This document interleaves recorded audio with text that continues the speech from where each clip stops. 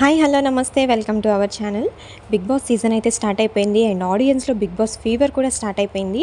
So లేటెస్ట్గా ఒక promo అయితే రిలీజ్ అయింది. సో ఆ ప్రోమో హైలైట్స్లో చూసుకుంటే సీత బేబక్కని నామినేట్ చేసింది. ఆఫ్టర్నూన్ ఒక కర్రీ, ఈవినింగ్ ఒక కర్రీయే చేస్తాను అని చెప్పారు. కానీ ఈవినింగ్ 2 కర్రీస్ చేశారు అని చెప్పి సీత అయితే బేబక్కని నామినేట్ చేసింది.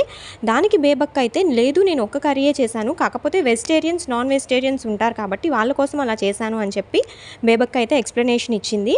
అండ్ నెక్స్ట్ చూసుకుంటే అభయ్కి మణికంఠకి మధ్య ఒక ఇష్యూ అయితే జరిగింది.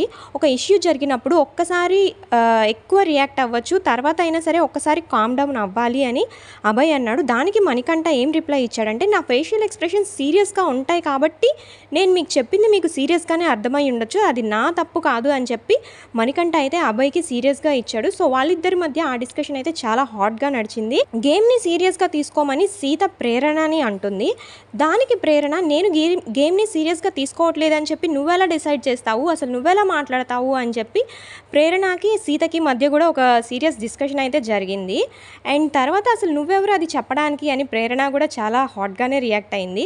నెక్స్ట్ చూసుకుంటే శేఖర్ మణికంఠని పాలిటిక్స్ చేస్తున్నావు అని చెప్పి అన్నారు. దానికి మణికంఠ, నేను చాలా కష్టాలు పడి నా ఫ్యామిలీ సిచ్యువేషన్స్, నా ఫ్యామిలీ బ్యాక్గ్రౌండ్, ఇట్లా మా ఫాదర్ చనిపోయారు, మా మదర్ చనిపోయారు అని తనైతే చాలా ఎమోషనల్ అయ్యారు.